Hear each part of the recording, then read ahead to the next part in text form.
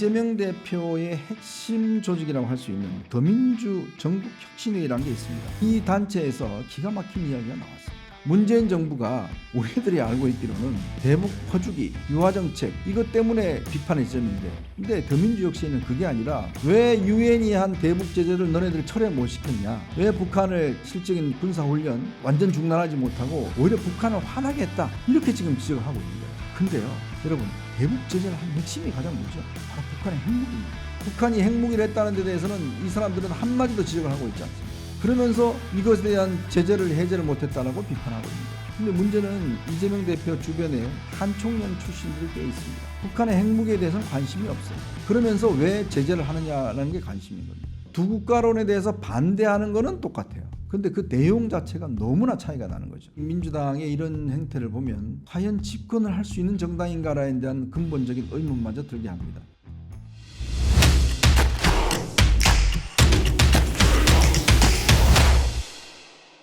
최근 임종석 전 청와대 비서실장이 제기했던 두 개의 국가론, 우리 이제 통일 그만합시다, 두 개의 국가로 그냥 삽시다 라고 하는 게 정치권에 큰 파장을 일으키고 있습니다. 이거는 김정은이 최근에 이런 이야기를 했죠. 이제 우리는 통일 같은 거 이제 하지 맙시다, 두 개의 국가로 그냥 살자. 그러면서 북한 내에 있던 모든 통일과 관련된 이야기는 다 빼버렸습니다. 부처 이름도 빼버리고 역 이름도 빼버리고 탑도 없애버리고 뭐 개성가는 경의선에 지금 뭐 장막을 쳐버리고 이 통일과 관련된 이제 두 개의 국가다, 이런 이야기를 하고 있습니다. 아마 이렇게 김정은이 돌변한 이유는 여러 가지 이유가 있을 텐데요. 일단 군사 전략적으로 보자면 북한이 핵무기를 가지고 있지 않습니까? 근데 핵무기를 예를 들어서 그동안 보면 같은 동족에게 어떻게 핵무기를 쓰냐, 뭐 이건 우리가 대미용이다, 이렇게 주장을 해왔는데 실제로 최근에 보면 우리한테 쓸 수 있다는 가능성을 계속 내비치고 있어요. 근데 이걸 하기 위해서는 근본적으로 이 대한민국이 자기들 통일의 대상이 아니라 다른 나라다라고 해야지만이 본인들이 쓸 수 있는 어떤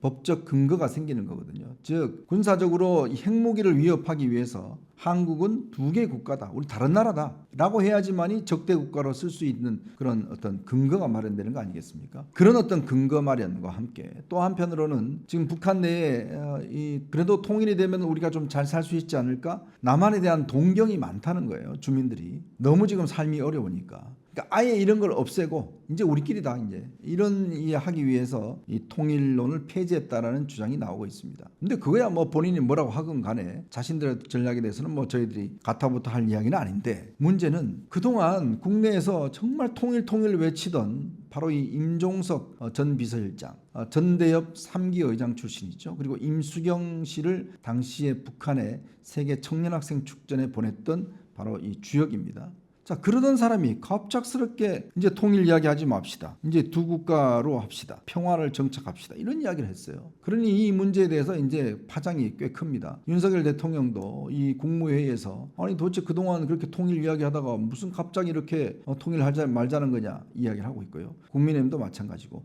민주당 내부에서도 아니 지금 우리 강령이나 이런데 헌법 정신에 다 통일이 있는데 갑작스럽게 이걸 왜 없애자 그러냐 라는 지금 비판론이 나오고 있어요. 당의 입장과는 다르다, 이런 이야기를 하고 있습니다. 그런데요, 이런 상황에서 이 이재명 대표의 핵심 조직이라고 할 수 있는 더민주 전국혁신회의라는 게 있습니다. 이 친명계가 주축을 이루고 있는 것인데 여기 아마 국회의원들이 한 40명 정도 가입하고 있는 단체입니다. 근데 이 단체에서 최근에 이와 관련된 이 세미나를, 토론회를 열었습니다. 여기서 나온 이야기가 정말 기가 막힌 이야기가 나왔습니다. 뭐라고 그랬냐면 이 더민주 혁신회의가 25일 날 연 이 북한의 적대적 두 국가 선언 주제로 한 토론회, 여기서요 신준영 혁신회의 대북정책 혁신위원장이라고 있습니다. 이 사람이 이런 이야기를 했어요. 최근의 남북관계의 책임은 문재인 정부 탓이다 했는데 뭐 이까지는 공감할 수가 있겠죠. 문재인 정부의 대북 어떤 유화정책, 뭐 이런 대북 대화정책 뭐 그런 것이 다른데,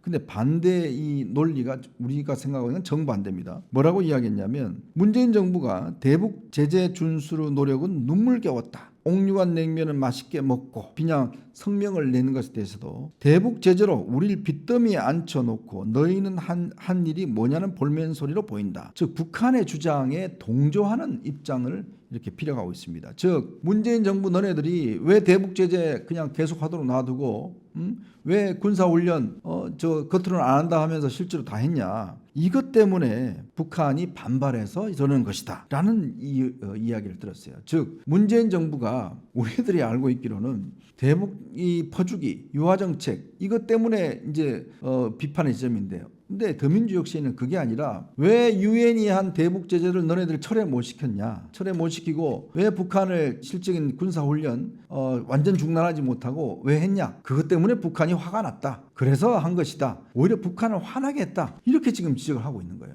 정말 적반하장도 이런 적반하장이 있을 수가 없습니다. 근데 문제는요, 이게 단순히 개인의 어떤 입장이 아니라 더민주혁신회의의 어떤 핵심 인사라는 이야기고, 이 사람은요, 이재명 대표가 경기도 지사 때 경기도 평화협력국장을 지냈습니다. 그리고 현재 국회 평화외교 자문위원으로 있어요. 그러니까 한 개인의 주장이 아닌 겁니다. 즉 이재명 대표 측근의 주장인 거예요. 즉 대북 제재를 그동안 이 유엔이 한 거는 그럼 우리가 한 게 아니지 않습니까? 유엔이 결의를 통해서 결국 대북 제재를 했는데 이걸 왜 철폐 못 시켰냐 이런 이야기입니다. 근데 이 사람을 제가 이렇게 찾아봤더니요, 참 경력이 정말 아주 참 희한합니다. 연세대학교 출신인데요. 옛날에 여러분 아마 기억하실 겁니다. 이인모 씨라는 사람이 있어요. 빨치산으로 이 출신인데 장기수가 있습니다. 당시 김영삼 정부 때인가요? 이 사람을 이제 북한에서 하도 요청을 해서 북송을 했었죠. 북한으로 돌려보냈습니다. 근데 이 사람이 옛날 말지 기자를 했는데 이인모의 이 사람을 구술을 들어서 책까지 냈습니다. 책까지 내고 또 북송까지 도왔습니다. 그리고 이 취재와 남북 교류를 한다는 이유로 북한에 한 100여 차례 이상 방문했다고 그래요. 자, 이런 사람이 지금 이제 현재 바로 이재명 대표의 핵심 측근이자 또 대북 정책 문제를 관여하고 있다는 사람인 거죠. 그러니까 이게 지금 우리 국민의힘이나 이런 데서 반대하고 있는 지금 두 국가론 통일론, 이 반대하는 이유와 정반대의 지금 이유로 지금 이걸 비판하고 있는 겁니다. 즉 문재인 정부 당신들이 왜 확실하게 김정은의 지시에 따라서 김정은의 염원에 따라서 대북 제재 철폐하고 남북교류 활성화하고 했으면 북한이 안 저랬을 텐데 왜 유엔 제재를 받아들여서 철폐도 못하고 했냐, 이렇게 비판하고 있는 거죠. 이렇게 되면 만약 이런 주장이 모르겠습니다. 만약 이재명 대표가 집권을 하게 된다 그러면 이제 이 현재 하는 유엔 제재를 철폐시키고 북한에 어떤 식이든지 뭔가 유화 정책을 펴서 북한의 어떤 속을 달래주고 김정은의 말을 들어주고 하는 거 아니겠습니까? 근데요, 여러분, 대북 제재를 한 핵심이 가장 뭐죠? 바로 북한의 핵무기입니다. 북한이 이 핵무기를 NPT 체제를 탈퇴해서 핵무기를 가지고 있고 그게 우리의 안보에 실질적인 위협이 되고 있기 때문에 그래서 지금 우리가 이 대북 제재를 한 거 아니겠습니까? 근데 그 이야기는 한마디도 없어요. 북한이 핵무기를 했다는 데 대해서는 이 사람들은 한마디도 지적을 하고 있지 않습니다. 그러면서 이것에 대한 제재를 해제를 못했다라고 비판하고 있는 거예요. 근데 문제는 이 이재명 대표 주변에 당시 경기도 주변에 보면 한총련 출신들이 꽤 있습니다. 한총련 5기, 6기 의장들 다 핵심 인사로 지금 포진돼 있습니다. 근데 이 사람들이 주장하는 게 바로 이런 거죠. 북한의 핵무기에 대해서는 관심이 없어요. 그게 가장 핵심인데 그러면서 왜 제재를 하느냐라는 게 관심인 겁니다. 참 적반하장도 이런 적반하장이 있을 수가 없습니다. 두 국가론에 대해서 반대하는 거는 똑같아요. 근데 그 내용 자체가 너무나 차이가 나는 거죠. 그래서 이 지금 민주당이 임종석과 이 주로 친문계 일부 이종석 그다음에 이런 분들이 이야기하는 이 두 국가론의 어떤 맞장구를 치는 거, 이거에 대해서 반대하는 논리가 반대하니까 같은 논리네라고 하면은 착각이라는 말씀을 제가 오늘 드리고 싶은 겁니다. 즉 이거는 완전히 이것이 아니고 전혀 엉뚱한 방향으로 지금 반대를 하고 있다는 그런 의미입니다. 자, 그렇기 때문에 우리가 이런 북한의 어떤 핵 문제, 지금 북한은요 7차 핵실험까지 지금 예고를 하고 있습니다. 자, 이런 상황에서 북한의 핵 문제에 대해서는 전혀 주장을 하고 있지 않으면서 이런 이야기를 하고 있다는 거. 또 하나는요, 최근에 이 민주당이 금융투자 소비세, 소득세 이거 도입에 대해서 지금 당론을 결정하는 상황에서 지난번에 토론을 열었지 않습니까? 근데 당시 이런 이야기를 했습니다. 이거를 폐지하자는 주장에 대해서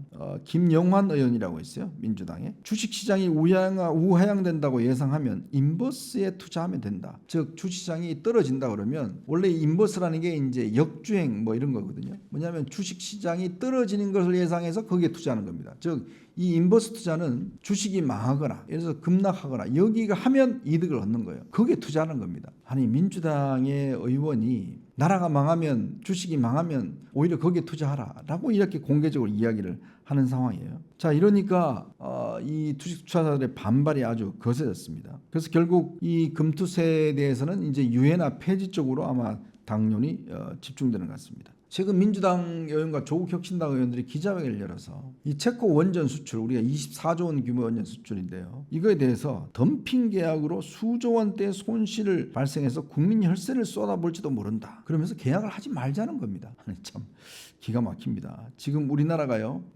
프랑스나 미국에 비해서 가격 경쟁력 이게 훨씬 뛰어납니다. 자, 지금 각국이 원전 수주에 지금 현안이 돼 있어요. 우리가 이 시장이 지금 문재인 정부 때 탈원전하는 바람에 우리가 많은 손해를 봤지만, 그나마 지금 이명박 대통령 때 UAE 원전, 바라크 원전으로 인해서 국제적인 신뢰도가 상승했습니다. 따라서 이번에 이걸 수주하게 되면 앞으로 원전 수주의 어떤 길이 열리게 되는 거거든요. 근데 이 프랑스나 이런 데는요, 이 기본적인 단가가 높습니다. 우리가 하는 거는 가격 경쟁력이에요. 기술 경쟁이 있기 때문에 그에 따라서 우리가 수주를 하는 건데, 이거를 하지 말자라고 주장하면 뭘 하자는 겁니까? 특히 원전은요, 수주 실적이 중요합니다. 얼마나 안정적으로 수주를 해서 공사해서 했는가라는 게 중요한 거예요. 이제 그걸 하기 위해서 우리가 실적을 쌓아야 되는데 그걸 하지 말자고 그래요. 그럼 뭘 하자는 거죠? 참 이해가 되지 않습니다, 이분들 주장이.